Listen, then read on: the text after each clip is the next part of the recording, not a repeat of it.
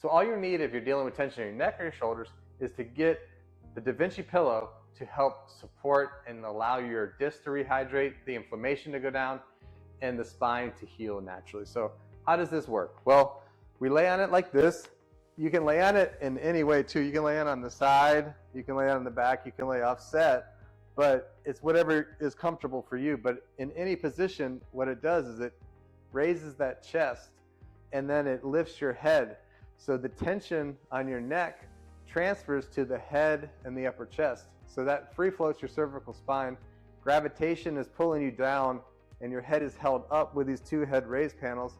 That's providing decompression, allowing your disc to rehydrate. Super important. After 3.5 weeks on this thing, I was 85% better, and before then I was gonna have to get spine surgery, disc replacement surgery in my neck. So this thing works. It's worked for so many people. It's recommended by top spine surgeons, physical therapists, chiropractors. Everybody loves it. It's absolutely amazing.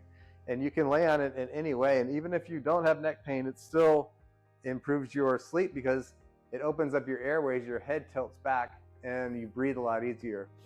And you don't snore too. Only pillow in the world that stops snoring.